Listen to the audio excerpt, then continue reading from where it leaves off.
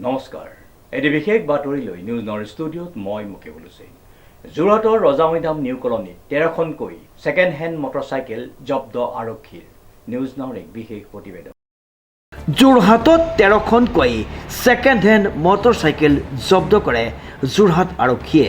উল্লেখযোগ্য যে নগৰৰ ৰজামৈদাম নিউ কলনীত নিৰ্মীয়মান এটা মাদ্ৰাছাৰ চৌহদৰ পৰা জব্দ কৰা হয় মটৰচাইকেলখিনি। নিউ কলনী নিউলি এটা কনষ্ট্ৰাক্টেড মছজিদ, তাতে আমি 13খন বাইক পালোঁ, সন্দেহজনক ছাছপেক্টেড বাইক। আৰু আমি ভেৰিফাই কৰোঁ বৰ্তমান কি ওলায়।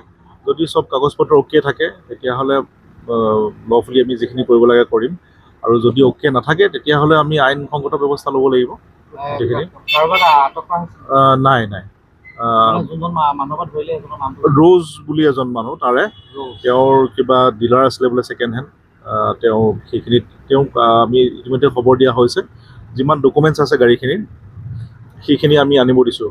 গোটেইখিনি আমি ভেৰিফাই কৰাৰ পিছতহে আমি পিছৰ পৰ্যায়টো কি কৰিম। Rajamaidam new colony 13খন।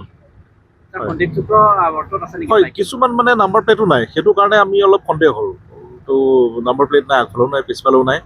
তো সেইকাৰণে আমি খবৰ আছিলে তেনেকৈ বিশেষ সূত্ৰে গম পাই পেলাই গ'লোঁ, গৈ পেলাই গোটেইকেইখন বাইকে আমি জব্দ কৰি থানালৈ লৈ আনিছোঁ।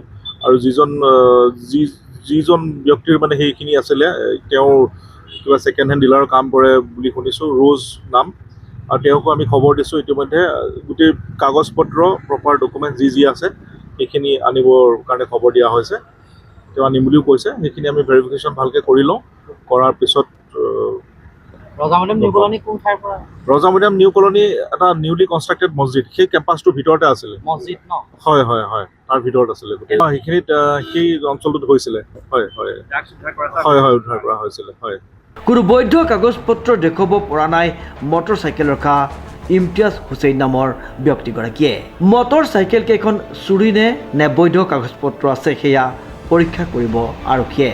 13খন মটৰচাইকেল যোৰহাট সদৰ থানালৈ ইতিমধ্যে অনা হৈছে। ডিজি বৰাৰ ৰিপৰ্ট, নিউজ নাও।